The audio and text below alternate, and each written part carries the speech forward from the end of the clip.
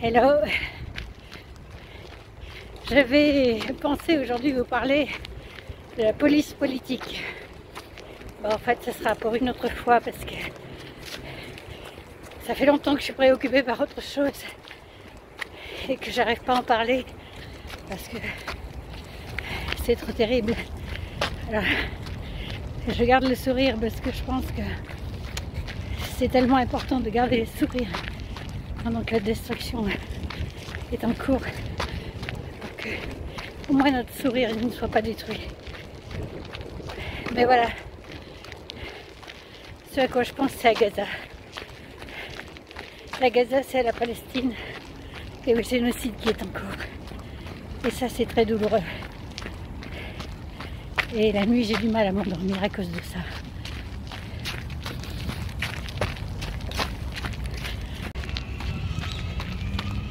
Il y a des années maintenant, j'avais eu l'occasion de discuter avec le rappeur Stomy Bugsy. Et je me suis toujours souvenue de ce qu'il m'avait dit. Les Noirs et les femmes, c'est le même combat. Et oui, lui et moi, on savait très bien que c'était le même combat. Le combat contre le racisme et contre le sexisme. Et c'est pour ça qu'aujourd'hui, je vais appeler ma vidéo Gaza et Saada, même combat. Et je vais vous dire pourquoi. Et donc Gaza et plus généralement la Palestine font l'objet d'une colonisation.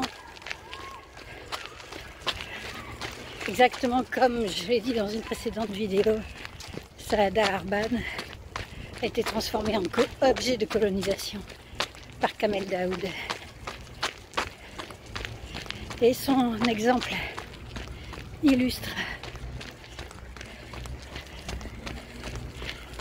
la tentative de destruction d'un être qui a été faite pour Saada d'abord par des terroristes, ensuite par Kamel Daoud qui dans sa jeunesse fut l'un de ces islamistes qu'il prétend combattre aujourd'hui alors qu'il reprend leur méthode en aussi violente. Parce que je le redis, l'agression spirituelle sur un être humain, la tentative de destruction de la personne, c'est aussi grave que l'agression physique, que la tentative de destruction du corps. On peut mourir d'avoir été ainsi victime de salopards, je dois le dire. Et là, je parle d'une manière générale, trop générale, parce que malheureusement, c'est banal. C'est banal de la part des faibles, des lâches, de ceux qui s'appuient sur les pouvoirs dominants pour garder leur position dans ce monde ou en acquérir une. C'est fréquent malheureusement que les victimes de harcèlement meurent.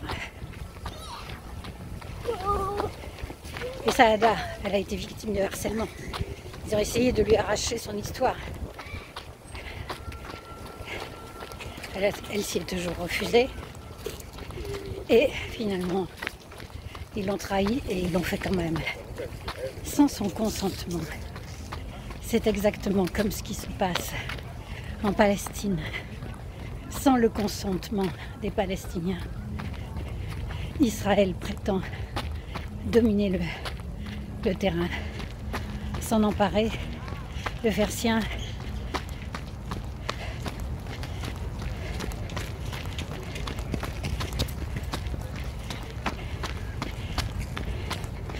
Ce qui est très difficile à supporter, c'est d'abord bien sûr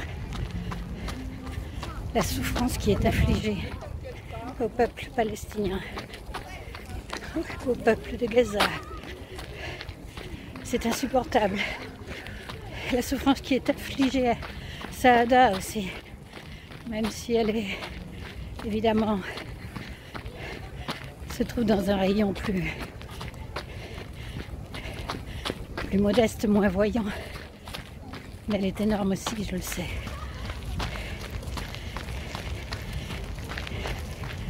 Ça, c'est difficile. Mais ce qui rend tout ça encore plus difficile, c'est que on soit complice, que notre gouvernement, que les États-Unis et notre gouvernement à leur suite soient complices de ce qui se passe. Vous avez vu que notre gouvernement a déclaré que malgré le mandat d'arrêt de la CPI contre Netanyahou, eh bien, il bénéficierait d'une immunité en France. L'autre jour, un rabbin corse déclarait à la télé que la France s'était couchée et qu'il en était ravi, que Netanyahou pourrait aller faire du shopping avec Sarah, sa femme, à Paris, en toute tranquillité. Donc ce rabbin, il était français, mais il était content d'insulter la France. Il était content que la France soit sous la domination israélienne, qu'elle se couche devant Israël et qu'il s'en réjouissait. Ben, ça se passe pareil pour l'affaire de Saada. Vous avez toute la presse qui pousse les cris et tous les intellectuels de Saint-Germain-des-Prés qui poussent les hauts cris à propos de l'arrestation de Samsal.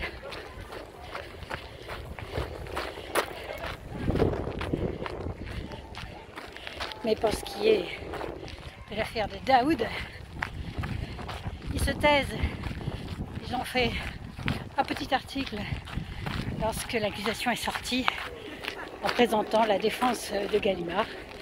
Et puis depuis, plus rien. Et il est interdit d'en parler. J'ai essayé d'en parler hier dans les commentaires sur France Info. J'ai été censurée systématiquement. Et j'avais affaire à un interlocuteur anonyme, bien sûr, qui défendait Daoud avec le même cynisme que ce rabbin corse. Il se réjouissait du fait que Netanyahou pourrait aller faire son shopping à Paris tranquillement. Et là, il se réjouissait que Daoud et Second Cour qui sont en lumière. Voilà, la réjouissance des assassins. Et ces gens-là prétendent nous faire la leçon sur les islamistes. Mais en quoi sont-ils meilleurs? En quoi? Est-ce qu'ils sont même pas pires? Est-ce qu'ils ne font pas encore pire?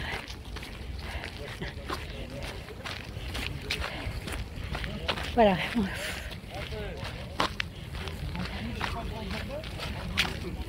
Je vais me remettre à courir en espérant retrouver un peu de joie. Faut pas qu'on la perde, la joie. Faut pas qu'on perde la vérité non plus. Parce que la vérité, elle est complètement bafouée. Alors il faut qu'on continue à vivre. Merci à vous d'être là. Ciao. Je reviens en fait parce que je voulais ajouter quelque chose. Il y a quelques années, j'ai écrit un livre sur Franz Kafka et Milena Jesenska.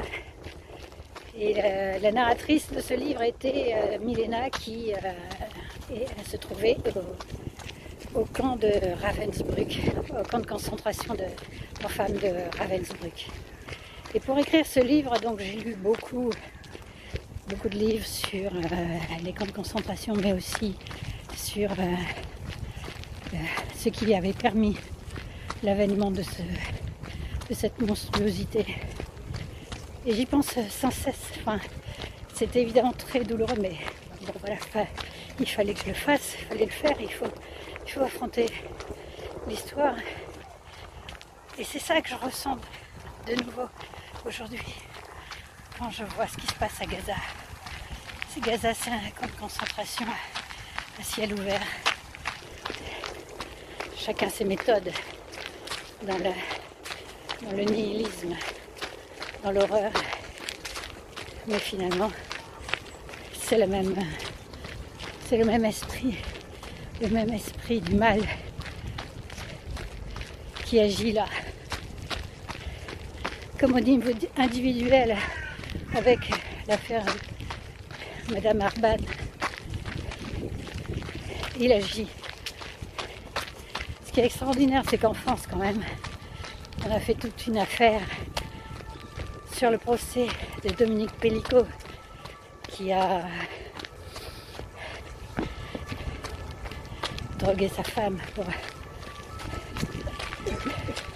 que d'autres hommes en abusent, des dizaines d'autres hommes.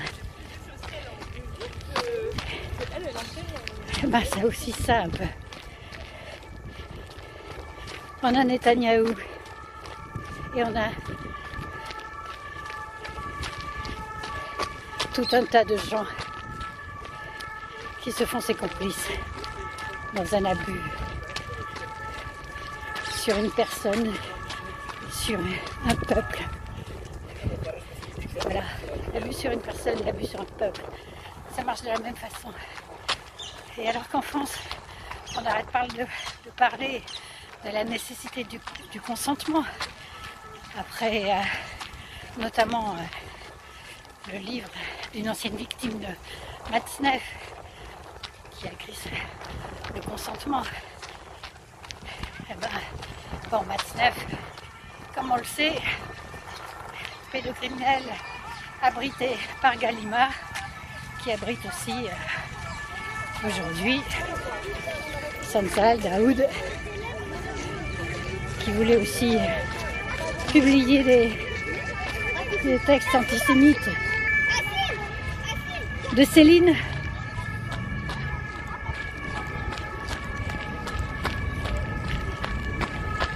Bon, enfin ça, je vais pas en parler aujourd'hui.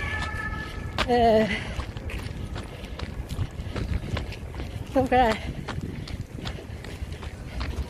Donc il s'agit de françaises en fait. Oui, on vous parle du consentement, tout en continuant à abuser d'elle d'ailleurs. Mais bon, en tout cas, on en parle beaucoup. On se révolte contre ceux qui abusent des gens sans leur consentement, contre leur consentement. Mais une petite Algérienne qui a été égorgée et de nouveau violentée psychiquement par une élite soutenue par les élites. Ah ben là, on peut très bien se passer de consentement. Personne ne s'en offusque. Personne n'en parle. Il est même interdit d'en parler comme c'était. C'est la même chose pour Gaza. Netanyahou interdit que des journalistes pénètrent dans Gaza, dans ce camp de concentration de Gaza, où les gens ne peuvent pas sortir, où ils sont coincés, condamnés à mourir, ou à vivre mutilés, tous ces enfants mutilés.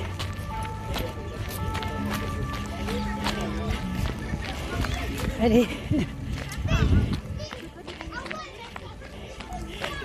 salut, à bientôt.